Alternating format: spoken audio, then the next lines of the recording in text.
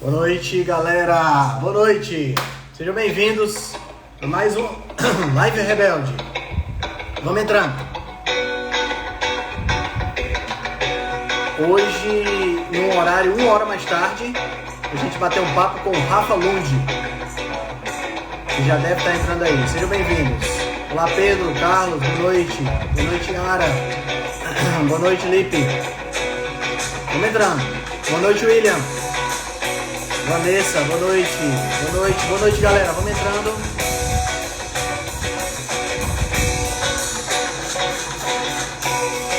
Boa noite, Jimena. Pronto, o Rafa já tá na área. Vou mandar aqui o convite para ele.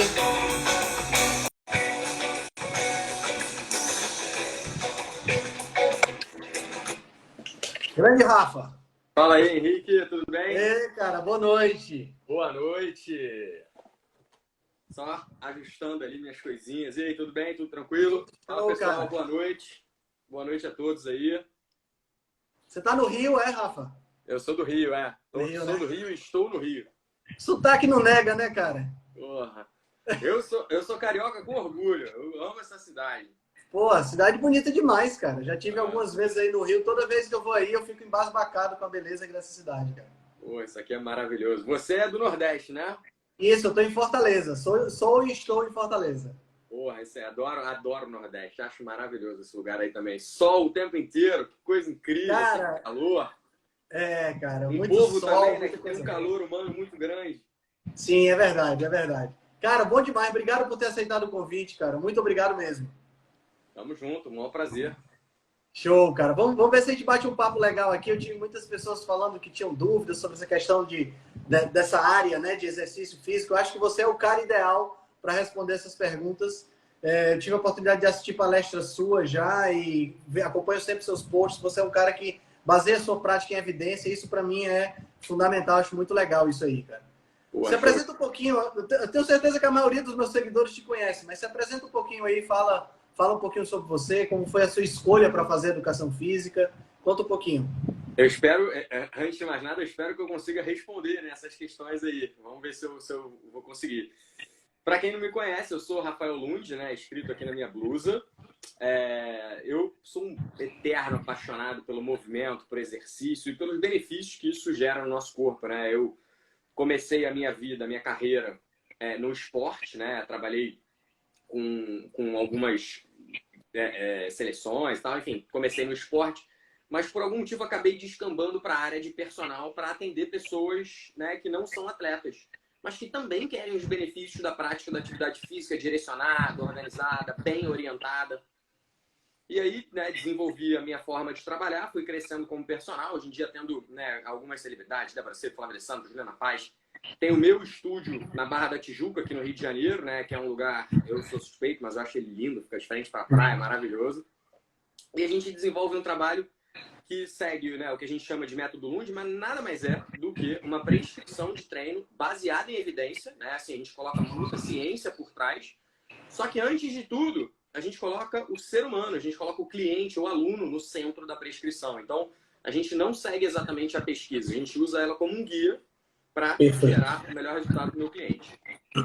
Excelente, cara. Eu acho que essa visão é a visão mais inteligente para qualquer profissional que trabalha com pessoas, né? A gente não pode usar o estudo ou a diretriz como mandamento, né? Tem que ser um guia e você adapta para aquela pessoa que está na sua frente. Exatamente. Muito bom. E qual é a base que você usa para os seus estudos, Rafael? Qual é os principais materiais que você usa? É PubMed mesmo? Ou você tem uma base específica? Assim, atualmente, né, o PubMed é a principal base de busca, de pesquisa científica, né? Atualmente a gente tem o Sci-Hub, na verdade era isso que eu ia falar, né? A pesquisa eu normalmente faço pelo PubMed, mas atualmente a gente tem o Sci-Hub aí para baixar, né? Uma forma que facilita bastante. Só que na minha época não existia Sci-Hub. Então, quando eu comecei, eu assinava 6 revistas, né? 6 periódicos. E aí eu achava loucura, né? Porque cada periódico desse é uma fortuna, em dólar. Exato, então, eu assinava as melhores revistas de treinamento porque eu queria sempre estar alinhado com o que há de, né, maior evidência científica atual. Atualmente, eu só preciso assinar uma, que é um que Os estudos mais novos nunca estão no Sci-Hub, que é o Journal of Strength and Condition Research, que é uma das revistas assim, que eu considero mais prática dentro da educação física. E acabo tirando bastante coisa daí também. Mas só um detalhe, assim, né? Normalmente, eu uso o contexto da ciência, né, para responder as minhas perguntas, as minhas dúvidas.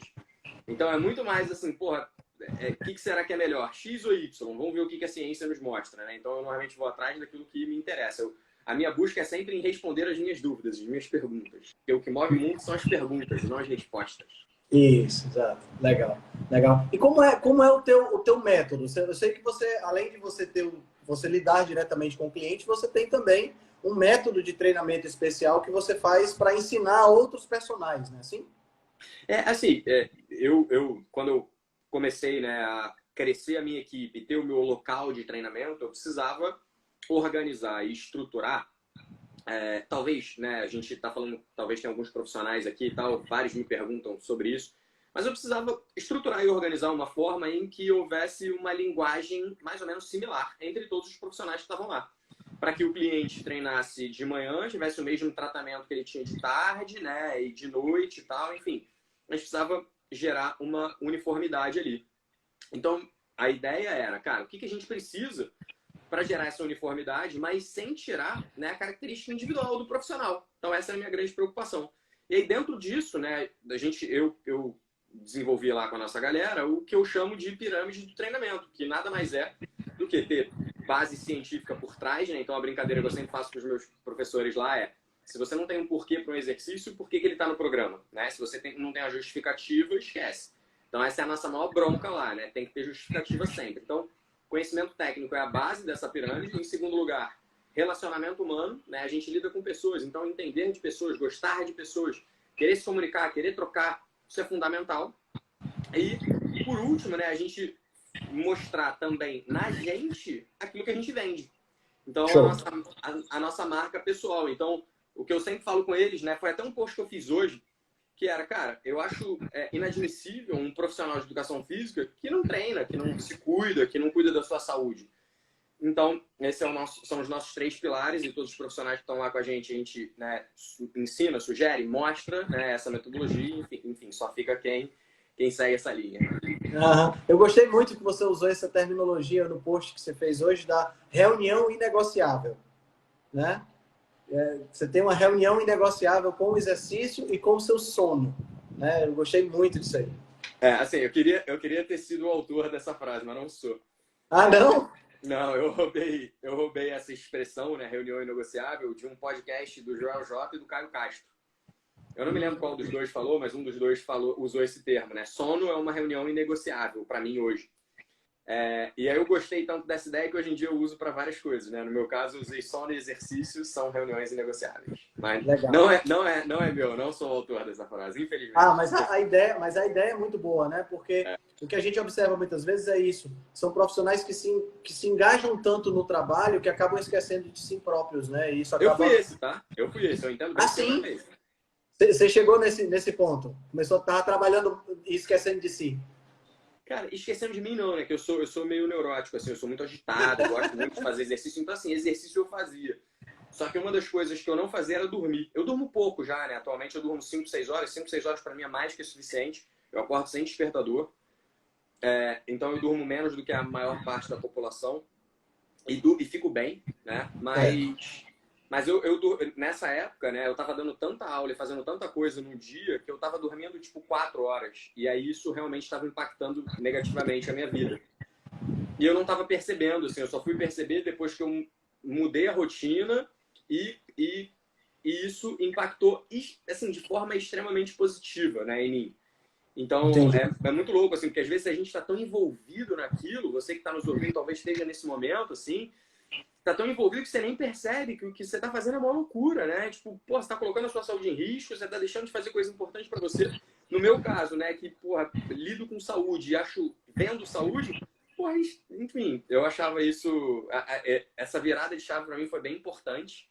E por isso que eu toquei nesse ponto hoje, porque a gente, mais uma vez, né, eu falo sobre exercício, muita gente acha que exercício é só para estética, só que essa é a menor das minhas preocupações. A minha grande preocupação é, cara, saúde, qualidade de vida. Porque hoje eu malho todos os dias, tá? Mas é pra minha cabeça, não é pro meu corpo. O meu corpo é uma consequência. Mas o negócio é, eu preciso estar sempre pronto, me mexendo, me movimentando. Isso é o que faz eu conseguir pensar melhor, estar bem durante o meu dia, estar sempre animado, energia lá no alto e tal. Dormir melhor também.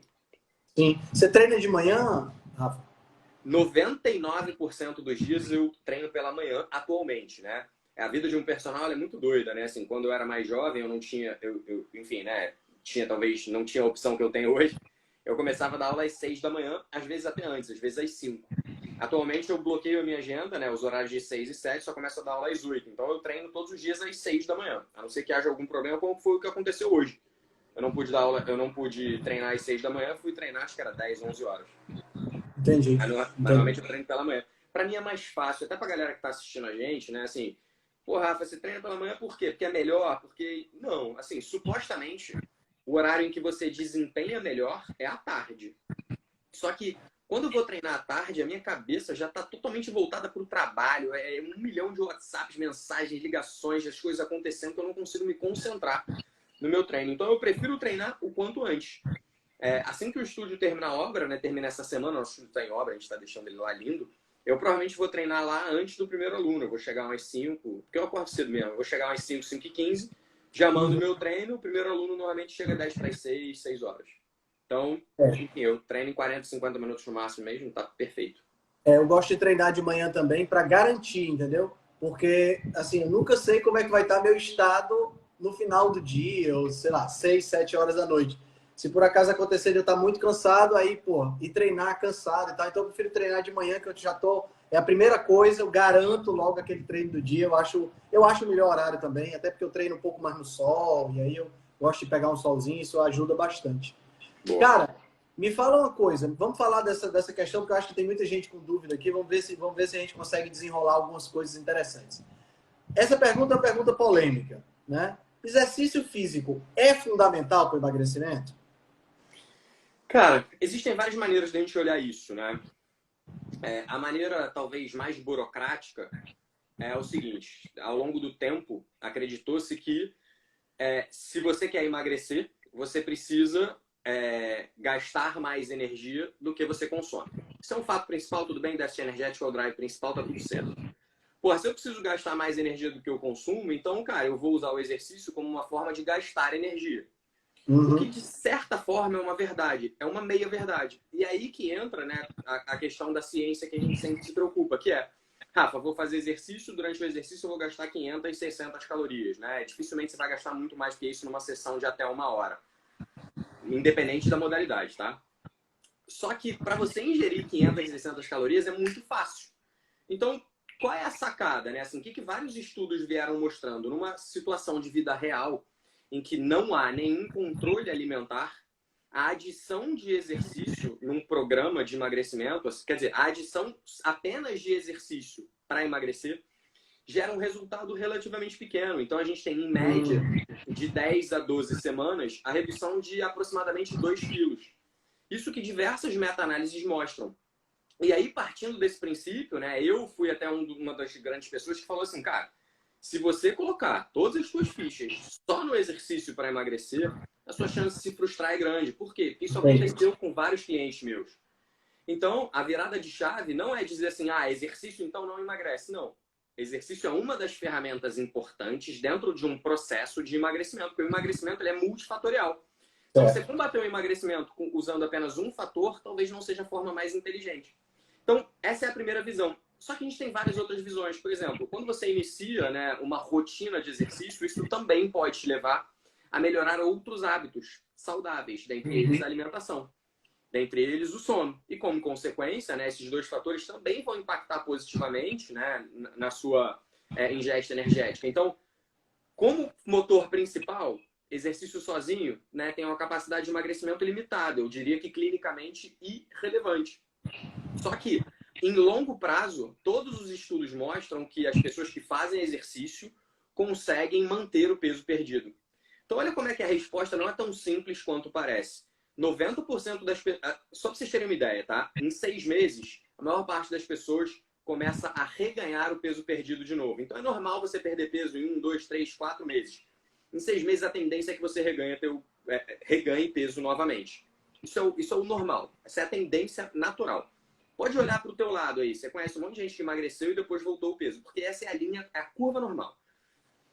90% das pessoas que perdem peso e continuam com o peso perdido ao longo do tempo, 1 ano, 2 anos, 3 anos, fazem exercício. Então, isso é um ponto importante assim que eu gosto de lembrar. Cara, olha, sozinho talvez não, mas no longo prazo ele é fundamental. Fundamental, seja na primeira chave, que é em manter algum gasto energético, depois que você entendeu que você precisa ter um limite, né, de ingesta. E em segundo ponto, o fato de que, cara, ele muda completamente os seus hábitos. Então, a partir do momento que você começa a fazer exercício, está se exercitando e tal, mamã, a gente tende a querer melhorar, se desenvolver e, como consequência, a gente melhora outros hábitos também. Então, vira uma bola de neve. Essa é a minha visão de forma bem ampla hoje. Entendi. É mais ou menos o que eu penso também. Quando me perguntam, né, Henrique, os exercícios? Eu digo, cara, exercício é fundamental, né? Fundamental, primeiro para a saúde, né? Sem exercício, a gente não evoluiu sentado no sofá assistindo TV, né, cara? Não tem jeito. Exatamente. Né? A gente evoluiu se movimentando, é aquilo que você falou no começo, que você é um cara do movimento, que gosta de se movimentar, né? Então, a gente evoluiu dessa forma.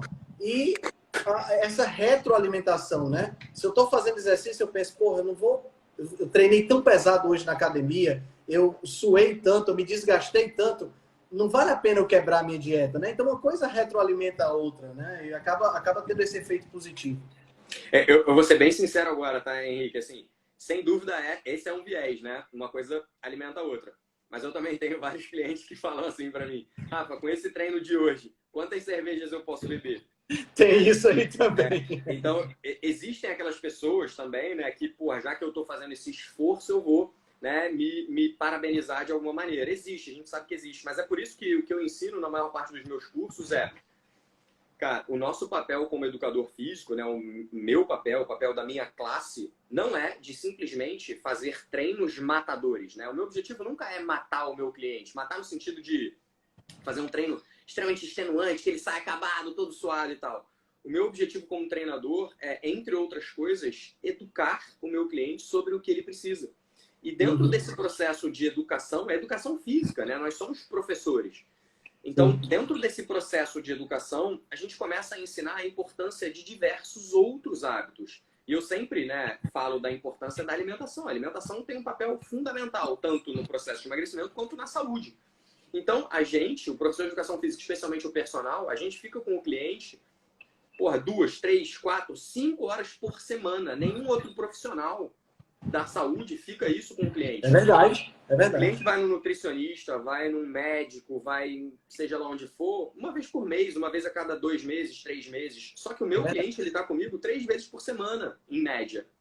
Então, olha como eu tenho uma possibilidade muito maior de manter, né, esse cara dentro do processo de emagrecimento e sustentando aquilo a partir do momento que a gente está aqui, ó, no ouvidinho dele, todo dia falando, e aí, fez, não fez, como é que tá, qual a sua dificuldade, vamos lá, vamos junto, tal. Então, esse é o novo papel do educador físico, do professor de educação física, do professor. É orientar, é ensinar, é mostrar que é fundamental que ele mude a mentalidade e não queira se recompensar por estar fazendo exercício. E isso é uma das coisas que a gente mais faz pela minha primeira frase, que era, cara, o exercício não é para matar o cliente, a não ser que o cliente queira, né? Tem alguns alunos que a gente sabe, o cara acha que treinou só quando ele sai com um grau de cansaço grande. E eu uso isso, né? Os meus 3 pilares de prescrição de treino são o objetivo do cliente, vamos dizer que seja emagrecimento, a necessidade dele, quantos clientes chegam para mim com dores, lesões, diabetes, hipertensão, e eu preciso olhar para essas necessidades, e por último, as preferências dele. Então, é fato que eu preciso considerar as preferências do meu cliente. Tem algumas pessoas que querem fazer treinos externos. A gente consegue fazer treinos externos. A base dos meus programas é força, mas eu consigo pegar o meu cliente, levar ele na praia e colocar ele para fazer uma remada no TRX, fazer um agachamento com peso corporal, um agachamento com kettlebell, fazer uma barra, ou seja, coisas que envolvem peso corporal no ambiente externo, mas eu continuo trabalhando a base, né, do meu programa, que é a força. Então, olha como é que é importante a gente ter esse discernimento, né? Então, quando eu coloco esses 3 pilares com o cliente no centro, é muito mais fácil da gente ter adesão. E aí, nessa hora, eu consigo ir mostrando para eles outras coisas. Ó, o exercício não está tão ruim quanto você imaginava. Então, você não vai poder se recompensar hoje. Vamos, né, focar legal na alimentação, vamos tentar comer comida de verdade, né? O que eu sempre peço é isso, né? Para eles. Eu não sou nutricionista, então alguma coisinha de nutrição. Mas o que eu sempre peço é, cara, foca em alimentos, né? Foca em alimentos, não em produtos alimentícios. E essa tem sido a nossa recomendação geral, orientando, obviamente, a procurar um nutricionista. Perfeito, perfeito. Tem aquela frase que diz assim, não dá para você compensar com exercício uma dieta ruim, né? Porque É, porque são coisas diferentes, né? É igual aquela frase que diz assim, dinheiro não compra felicidade. Verdade, dinheiro não compra felicidade, porque são coisas diferentes. Dinheiro é para comprar carro, para comprar casa, para comprar telefone, essas coisas. Felicidade é outra coisa, né? Não dá para você comparar, né? é isso aí. Da mesma forma, exercício e alimentação, eles andam juntos, lado a lado, para promover saúde, É né? isso aí. Muito bom, muito bom. Cara, aquela perguntinha que eu acho que você já respondeu umas 500 mil vezes, eu não quero que você fique com raiva de mim, mas eu tenho que fazer. Aeróbico ou musculação? Qual é o melhor? Cara, vamos lá, assim, né? Isso é legal, porque a gente precisa definir sobre o que a gente está falando, né? Uhum. Então, do ponto de vista de saúde pública, beleza? Do ponto de vista de saúde, manter o corpo em movimento, independente da modalidade, é o principal. Então, Certo. isso tem que ficar claro na cabeça das pessoas. Cara, eu só preciso que você se movimente. Pode ser aeróbico, musculação, zumba, body pump, dança, o que você quiser. É manter o corpo em movimento. Do ponto de vista de saúde, é isso. À medida que a gente vai, né, se aprofundando no tema, cara, não, eu quero algo mais específico. Beleza. Se eu quero algo mais específico, eu vou ter que escolher uma modalidade mais específica. Então, por que eu digo que a base dos meus programas de treinamento é a força, né? Muita gente pensa, ainda tem aquele pensamento antigo que era cardio é para emagrecer, força é para ganhar massa. E, na verdade, não é assim. Né? Na verdade, hoje a gente tem mostrado, né? Eu tenho usado muito do meu perfil para mostrar isso, que treinar força, ter músculos fortes, não necessariamente gigantescos, como o de um fisiculturista, é fundamental para a saúde. Então, essa tem sido a nossa grande preocupação, mostrar a importância de ter uma boa função muscular para a saúde. Esse é o meu primeiro ponto.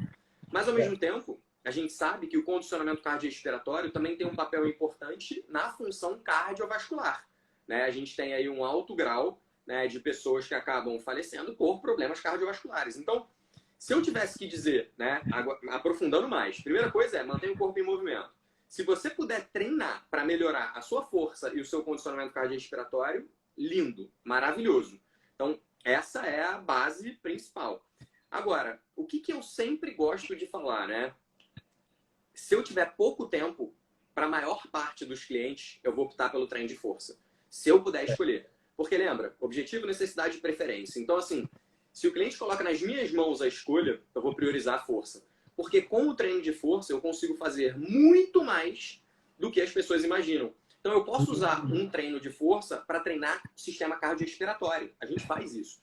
Eu posso usar movimentos de força para ganhar força, para ganhar mobilidade, né, para ganhar funcionalidade. Então, eu priorizo a força, só que de uma maneira funcional, de uma maneira que seja aplicável em vários outros domínios. Então, por isso que eu dou importância à força.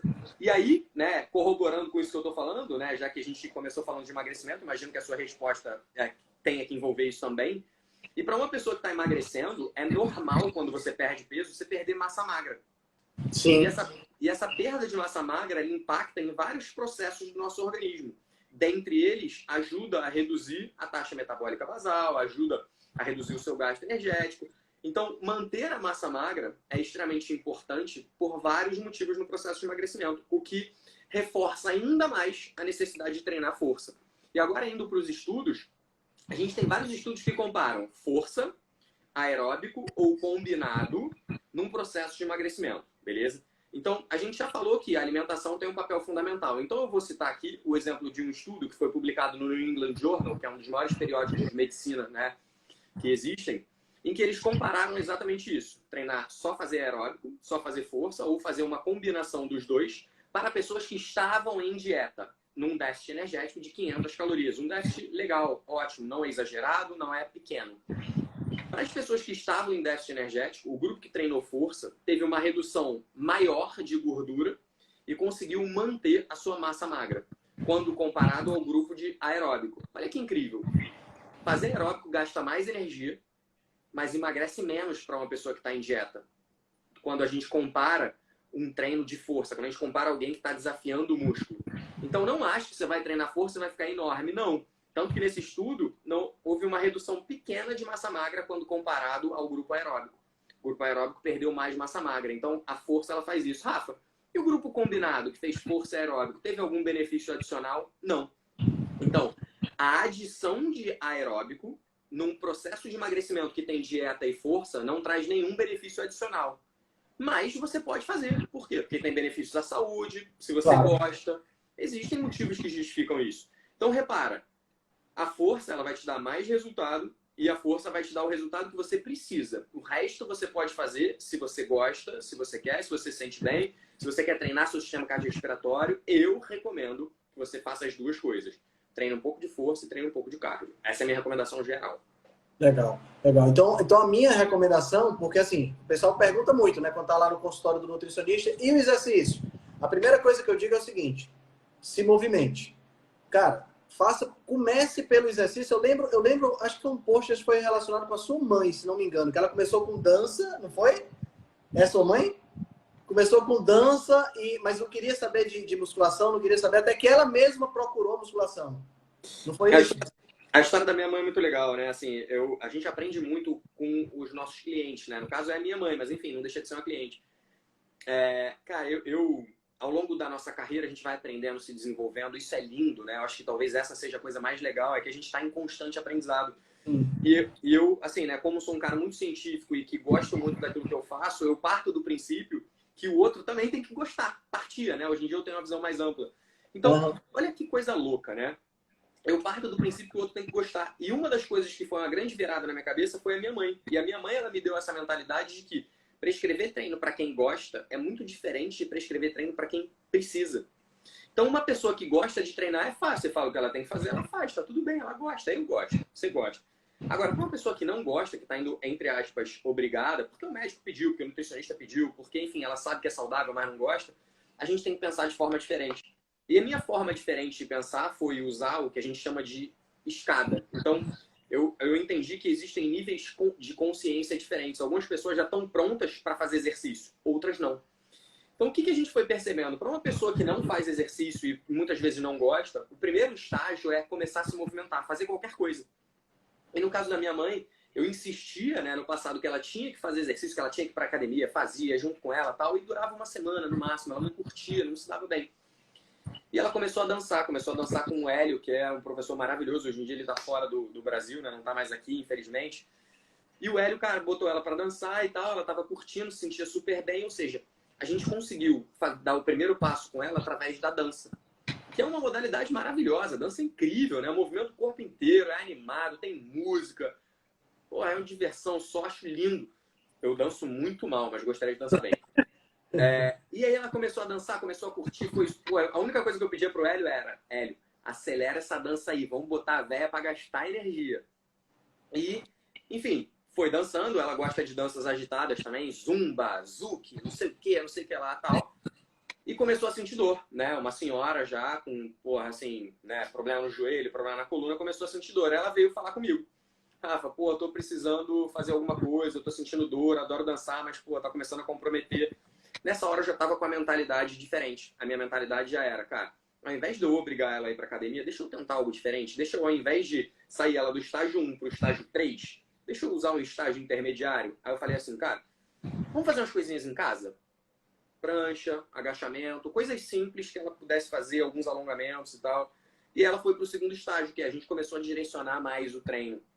Mas ainda não de forma, né, periodizada, organizada, com sobrecarga progressiva e tal, aquela coisa linda que todo professor adora, mas que nem sempre é aplicável num primeiro momento. Ela foi sentindo melhor, as dores foram passando, ela foi dançando bem, até que partiu dela. Rafa, tô me sentindo super bem, acho que tá na hora de eu ir lá no estúdio. Pra quem é do Rio de Janeiro vai entender, minha mãe mora em Ipanema, né, quase Copacabana, o estúdio é na Barra. 40 minutos num dia sem trânsito. Então, cara, você imagina, né, ela hoje vai pro estúdio 3 vezes por semana. E antes ela não conseguia ir na academia do lado da casa dela. Por quê? Porque, cara, a gente conseguiu fazer com que ela percorresse os 3 estágios, né? Os 3 estágios de consciência. Primeiro, ela começou fazendo algo que ela gosta. Depois ela passou para algo mais direcionado, mas ainda não tão perfeito. E hoje em dia ela tem um treino que eu diria que é o perfeito para ela. Então, quando as pessoas me perguntam, Rafa, qual é o melhor exercício para o emagrecimento? Olha, o melhor é esse. Mas talvez você não esteja pronta para fazer esse agora. talvez a gente tenha que ir subindo devagar. Nem sempre eu explico tudo isso para o cliente, eu vou discutindo isso com ele, mostrando isso para ele. Porque a gente, como profissional, tem que ter essa ideia e esse conceito de que treinar quem gosta é diferente de treinar quem precisa. E se eu vou treinar quem precisa, mas não gosta, eu preciso saber que, cara, minha primeira tarefa preciso tirar essa pessoa do sofá. Preciso fazer algo que ela goste. E daí sim eu vou conseguir progredir com ela devagarzinho até ela fazer o que ela precisa. Essa foi a grande virada de chave para mim. Entender que existe tem estágios. Muito bom, muito bom. Cara, dona Miriam Lund, muito obrigado. E o treino em jejum, cara? Me fala isso. Você treina em jejum? Você treina alimentado? Eu treino muito cedo, né? Eu treino, porra, assim, acordo 5h15 e já vou direto treinar e tal. Eu não gosto da ideia de comer e treinar porque fica pesando, né, na minha barriga. Uhum. Então eu comecei a treinar em jejum. Mas imagino que você esteja perguntando isso aí porque você também sabe da outra história que eu tenho disso, ou não? Não, eu não sabia da outra história. Essa não é mais a minha mãe, é um aluno. Eu tinha um aluno em 2013, nunca vou esquecer, foi em 2013. Que ele treinava 6 horas da manhã. E eu insistia que ele tinha que comer alguma coisa. Por quê? Eu falava pra ele, cara, você não pode ficar sem comer nada, você pode tomar hipoglicemia, pode ser ruim e tal. E toda vez que ele comia alguma coisa antes de treinar, ele não se sentia bem, não treinava bem, pesava no estômago. E eu insistia, não, cara, você tem que comer, come um iogurte, tenta uma banana, qualquer coisa. E aí ele treinava bem, eu falava, e aí, o que você comeu hoje? Hoje você treinou super bem, ele nada. Eu falava, não, nada não pode. Caralho. E aí, enfim, tempo foi passando, né? Eu sempre muito científico, assim, falei, cara, peraí, cara, eu devo estar fazendo alguma coisa errada. Deixa eu olhar o que existe na literatura, se realmente, né, existe algo que justifique você não poder fazer ou você dever fazer. Enfim, eu não sabia e eu fui com a ideia de que não podia, tá? Já de cara eu digo isso. Em 2013 eu fui com a ideia de, cara, vou mostrar para ele, é um dentista, né? Um dentista bem conceituado aqui no Rio, extremamente científico também. Então eu falei, cara, vou mostrar para ele que não pode treinar em jejum. E aí entrei na literatura, comecei a buscar um monte de coisa e tal e comecei a me surpreender com algumas respostas. E achei o negócio tão interessante que a gente tem uma publicação, né, em 2016 no PLOS ONE, né? Foi um estudo que levou aí um ano e meio para ser feito. Então a gente fez uma publicação na PLOS ONE, que é uma revista médica bem legal também, falando exatamente sobre treino em jejum. E pro meu tapa na cara, treinar em jejum não reduz a glicemia, como muita gente pensa. Então treinar em jejum faz com que a sua glicemia fique estável. Ah, Rafa, mas eu vi uma vez na academia, o cara estava treinando em jejum e aí ele, sei lá, se sentiu mal, né? Ficou mal. Em 99% das vezes, esse mal-estar relacionado ao jejum é porque, a pessoa não está adaptada e não é hipoglicemia. Normalmente é pressão baixa, é a pressão que cai do treino. Muito bom, muito bom. E isso está no livro do Brooks, né? Que é um grande fisiologista também. E eu nunca tinha parado para reparar nisso. Mas olha que louco, assim, né? Eu fui com a ideia de que não podia de jeito nenhum e mudei a minha concepção.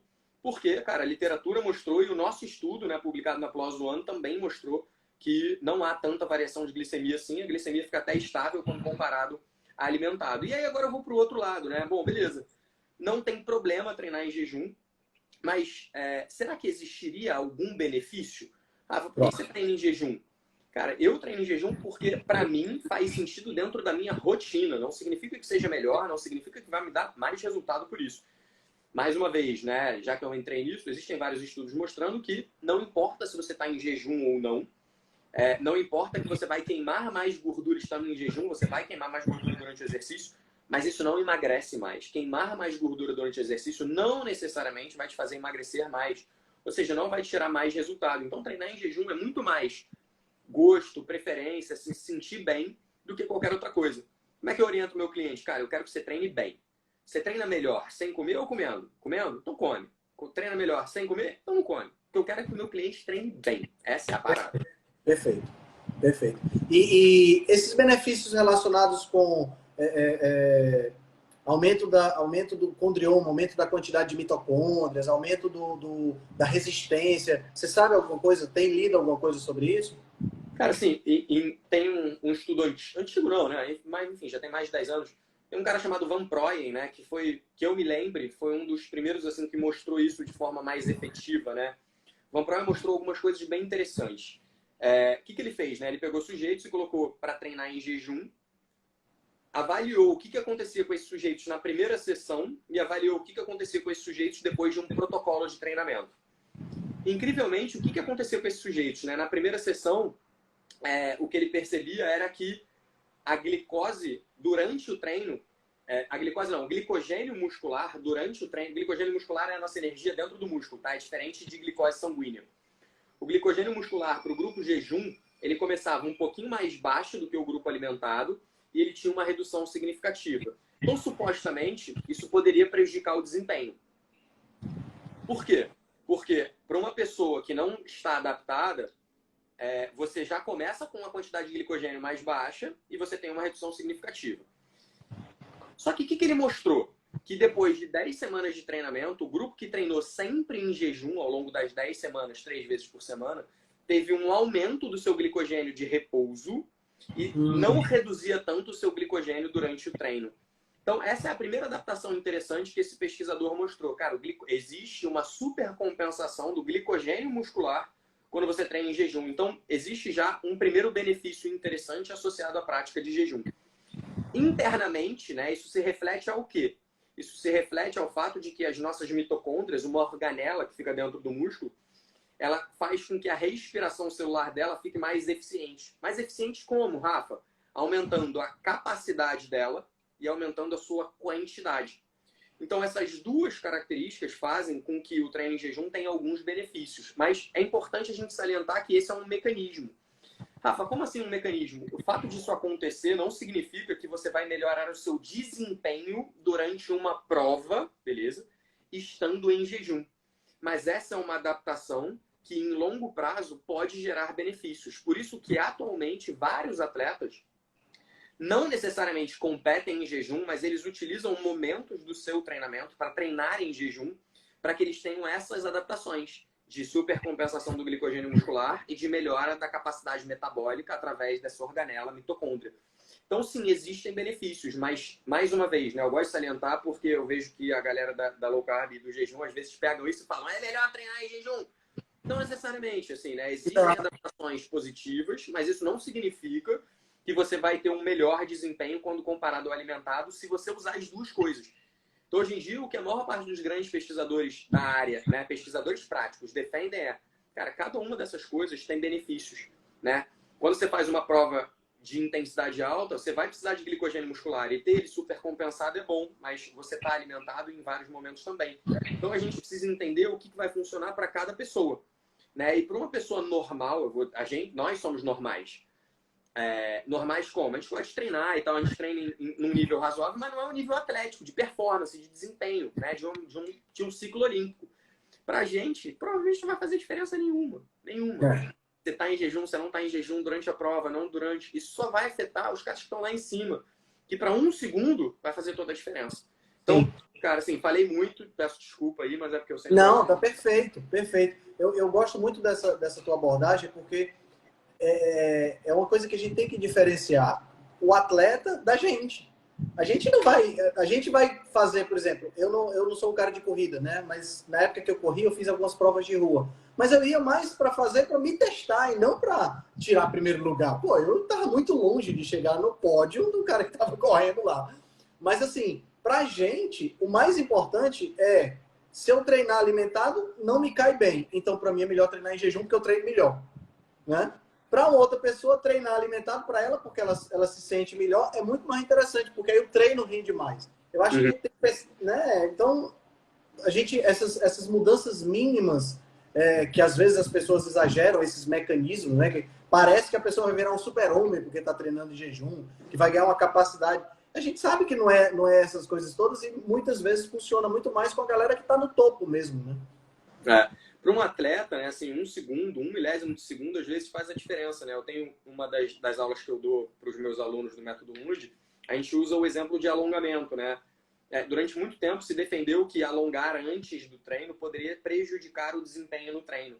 Só que aí quando você pega o estudo e você vai ver o que é, cara, a gente está falando de um atleta de prova de curta distância, né, de atletismo, 100 metros rasos, por exemplo, e quando o cara alongou num protocolo de alongamento extremamente intenso, ele reduziu em tipo 1 segundo, 1 milésimo de segundo, o tempo dele de correr ali.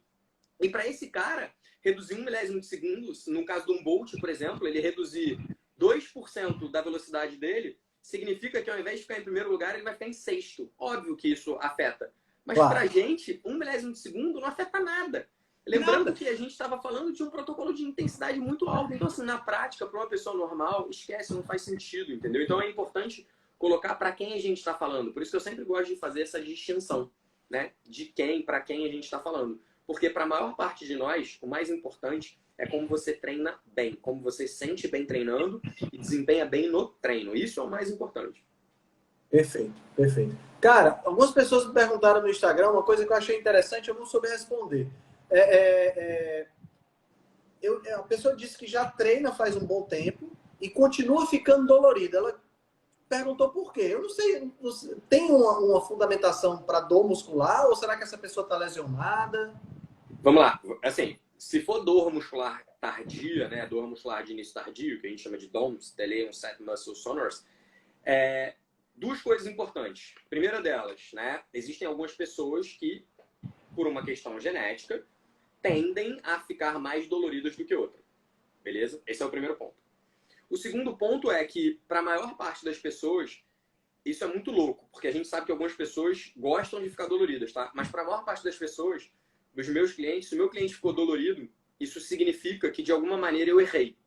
Ou o treino foi mais do que essa pessoa era capaz naquele momento, ou foi um treino muito diferente do que ela está habituada, com exercícios diferentes que exigiram grandes amplitudes e tal. Então, ficar dolorido normalmente significa que você provavelmente está exagerando um pouco. Então, a minha dúvida é, não sei se essa pessoa tem uma característica genética que acabe favorecendo isso para ela. Essa é a primeira questão. E a segunda questão é, talvez ela esteja fazendo um treino que desgaste demais ela. E aí a gente vai agora para um outro cabo de guerra, né? Lembra? Objetivo, necessidades e preferências, né? Eu tenho uma aluna que ela gosta de ficar dolorida. Então, o que eu faço com ela, né? Ela treina comigo 3 vezes por semana. No treino de sexta-feira, é um treino que normalmente eu já faço mais intenso e eu já faço com o objetivo de deixar ela dolorida para o final de semana, porque ela tem 2 dias de descanso. Então ela fica feliz, eu fico feliz porque ela está feliz e ela tem 2 dias para descansar para o próximo treino dela, que é na segunda-feira. Então, cara, mais uma vez, quando a gente lida com pessoas, por mais que a técnica, né, por mais que a ciência nos dê um caminho, eu também preciso considerar quem é aquele ser humano que está na minha frente. Então a gente já brinca um pouquinho com isso, né? Eu brinco bastante com isso, que eu já sei o que vai deixar uma pessoa dolorida, né? Fazer exercício com grande amplitude, gerar um estresse metabólico muito grande. Então não é difícil deixar uma pessoa dolorida. Difícil é treinar bem uma pessoa ao longo do tempo para ela melhorar. Porque, mais uma vez, né? Eu falei isso no início do treino, no início da live, muitos profissionais ainda ficam com a ideia, e muitos alunos também, tá? Ainda tem a ideia de que treino bom é treino que você sai destruído, quando não é. Alguns treinos, pode ser legal você sair destruído, mas eu, por exemplo, que treino todo dia, se eu sair destruído de todo treino, no final de uma semana eu tô quebrado. Não tem como. Então, eu preciso entender que o impacto do treino que eu fiz hoje, ele vai impactar o treino de amanhã, que vai impactar o treino de amanhã, que vai impactar o treino de amanhã. E o que eu preciso fazer ao longo do tempo é fazer com que o meu desempenho melhore. Então, cada vez que eu dou um estímulo no meu corpo, eu estou gerando um estresse para ele. Eu dei um estímulo, o meu corpo, na verdade, ele, cai. Né? Ele gera um decréscimo de desempenho. Eu preciso fazer com que ele se recupere para eu dar um novo estímulo, para eu conseguir melhorar de novo. Então essa é uma coisa que também tem que mudar um pouco na cabeça da maior parte das pessoas, tanto de treinadores quanto de alunos, de clientes. Que você não precisa sair destruído do treino, embora você precise se dedicar a ele. Né? Não é todo treino que você vai sair destruído, mas em todo treino você tem que, né, se dedicar bastante. São coisas distintas. E organizar e planejar o treino de maneira que você perceba que você está evoluindo, isso é fundamental. Se você usa a mesma carga para fazer 10 repetições durante 3 meses, certamente seu treino está errado. Entendi. Muito bom. Cara, fala um pouquinho sobre suplementos. Você usa, você recomenda, em que situação? Quais os suplementos que você considera mais eficazes? Tem algum que você acha que é perfumaria completa? Fala aí. Cara, eu vou até brincar agora. Eu sou viciado em pré-treino, tá? Eu adoro um pré-treino, adoro um pozinho antes do treino. E aí, assim, né? Como é uma parada que eu curto, eu não tomo café. Então, o pozinho que eu escolho normalmente tem cafeína. Eu gosto em pó, eu gosto de beber aquele líquidozinho, assim. Então, eu gosto de cafeína, até porque eu não bebo café, então isso me dá um ânimo grande, assim, logo pela manhã. E no meu pré-treino, o mais importante é ter cafeína. tendo cafeína eu já fico feliz. Então eu escolho sempre um pré-treino que tem cafeína. Dependendo do que eu vou fazer, dependendo do momento que eu tô, eu muitas vezes escolho um pré-treino também que tem beta-alanina. Por exemplo, para CrossFit, beta-alanina é bom. Para o treino de força tradicional, não. Não tem aeróbico, não. Então depende de várias coisas. Mas eu vou falar primeiro o que eu uso, depois eu vou falar mais algumas coisas. O que eu uso hoje, né? Basicamente um pré-treino que tem cafeína e basicamente um whey protein, que é o meu café da manhã. Ah, Rafa, você precisa... Meu café da manhã depois do treino, ele é lá para umas 9, 10 horas da manhã. Ah, Rafa, mas você precisa tomar whey? Não, eu poderia comer proteína. Só que, por uma questão de facilidade, eu acabo tomando uma vitamina de whey e vamos pra vida, porque é mais fácil para mim. Não que eu precise, tá? Só para deixar claro. Então, whey protein, para mim, é um suplemento que basicamente é substituir uma proteína. Se você conseguir comer a proteína, né, in natura, é melhor. Mas se não puder, o whey protein tá aí para isso, ajuda bastante. É uma forma de você atingir os seus macros de proteína de forma bem fácil e direta. Basicamente é isso, né? Qual é a minha linha relacionada a suplemento? Eu gosto muito de uma frase de um cara chamado Ron Malgren, que é um grande pesquisador em nutrição esportiva. E o Ron Malgren, ele tem 3 regras, né, para a suplementação esportiva. A primeira existem poucos suplementos se funciona, é proibido. Se não é proibido, não funciona. Existem apenas poucas exceções. Quais são as exceções hoje da literatura? Creatina, né? Eu tomo creatina também. Creatina é uma exceção, cafeína é uma exceção. Whey protein, considerando isso que eu acabei de falar, né? O whey protein é só uma forma de você atingir a dose adequada de proteína, é uma exceção. Existem algumas coisas que para determinados esportes são exceções, nitrato, beta-alanina, bicarbonato, são algumas exceções, mas para modalidades específicas. Para a maior parte das pessoas, cafeína e creatina é algo razoável com risco mínimo. Entendi. Então, basicamente, é isso assim que eu vejo e tal. E existem já vários estudos mostrando isso, né? Eu vejo a galera querendo suplementar com tudo, né? Fazer tudo, tomar tudo, doses... Fazer o combo completo. Né? Mas normalmente é gastar dinheiro à toa. No meu consultório, no prédio da torre comercial, embaixo tem um shopping e tem uma loja de suplemento. E teve um dia que eu estava lá comprando um whey, eu também uso exatamente o que você usa, com exceção da cafeína, eu tomo café. Eu gosto do sabor do café, então eu tomo café. Mas eu uso exatamente creatina e whey. E aí eu estava lá na loja comprando whey e chegou um casal que claramente estava começando a treinar agora a vida toda. Acho que nunca tinham treinado na vida, sabe? Ele estava meio gordinho e tal, aquela vontade de começar a treinar, de ter um corpo legal, de emagrecer. Aí ele chegou pro vendedor da loja e disse assim: comecei a treinar hoje, o que é que eu compro? Cara, quando ele falou isso, eu disse, putz, agora é a hora que o vendedor vai tirar a comissão do mês todo. Cara, e foi dito e feito. O cara começou, aí recomendou tudo isso que você falou e mais aquelas outras, maca peruana, tribos terrestres. O cara saiu de lá com uma compra enorme de suplementos, sabe? E eu disse, puxa vida, porque tem muito marketing no suplemento, né, cara? Tem muito marketing nessas novas fórmulas, né? Encontrar daquela planta incrível que é o segredo da energia dos maias e dos astecas e tal. E tem muita gente que cai nisso, né? Infelizmente tem. Eu gravei um vídeo já há alguns anos usando exatamente essa frase que você usou. Tem muita gente, atualmente menos, eu acho. A gente está com uma galera lá no estúdio agora, assim, de mais alto nível, é mais fácil, é mais difícil isso acontecer. Mas é muito comum na academia o cara no primeiro dia falar assim: aí, o que eu posso... Comecei a treinar hoje, o que eu posso tomar? A minha resposta é sempre banho. Toma banho, é legal o banho depois do treino, faz bem. E especialmente para iniciantes, se eu tivesse que dar uma recomendação geral, né? Normalmente não sou eu que indico o uso de suplementação ou não, mas se eu tivesse que dar uma recomendação geral não use suplementos para um iniciante.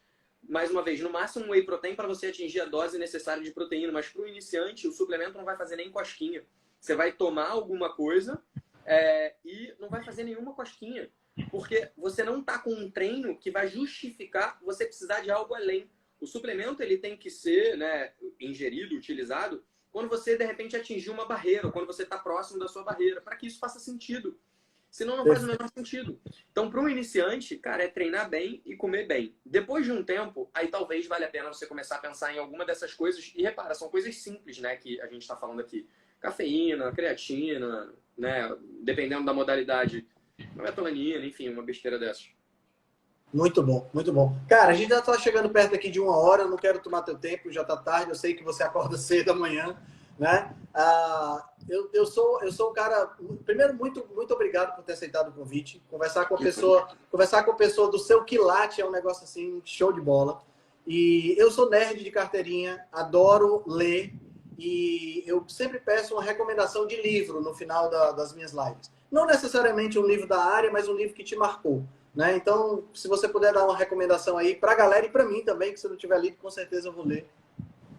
Cara, tem um livro assim que eu tô relendo agora, nesse momento, eu tô fazendo vou começar uma mentoria para profissionais, e esse é um livro que está servindo de bastante base para algumas coisas, que chama O Poder do Hábito, né? Esse é um livro que ele é muito legal por diversos motivos. A primeira vez que eu li, eu tive uma visão, agora eu tô tendo outra completamente diferente. Ele é um livro muito legal pelo seguinte, né? Ele é um livro que tem muita ciência, né? Existem várias referências no livro, o cara referencia várias pesquisas, usa os exemplos das pesquisas para dizer o que ele quer e como você pode fazer mudanças de hábito. Então, assim, ele não fala só para você assim, cria um hábito bom. Não, não é isso. Cara, você cria hábito para tudo. E como você cria hábito para tudo, como é que você pode descriar um hábito ruim e recriar um hábito bom? Então eu gosto muito desse livro, assim, tenho gostado bastante, e estou relendo ele agora com uma outra perspectiva, até para poder passar alguns desses conhecimentos para os nossos, né, novos alunos lá da mentoria. Legal, show de bola. O Poder do Hábito é do Charles Duhigg, se não me engano. Acho que é. Muito bom. Cara, muito obrigado pela tua participação, muito obrigado pela tua presença, obrigado por ter aceitado o convite. Quando eu estiver no Rio, por favor, gostaria muito de encontrar com você para lhe dar um abraço e agradecer pessoalmente. Vamos, e aí você vai lá no estúdio novo, agora que fica pronto na segunda-feira, tá? Coisa boa. Impecável, segunda-feira a gente já começa a atender lá. Massa demais, massa demais. Valeu, meu amigo Rafa. Valeu. Um forte abraço, hein? Boa noite. Valeu, Henrique. Abraço, boa noite. Tchau, tchau. Boa noite, pessoal.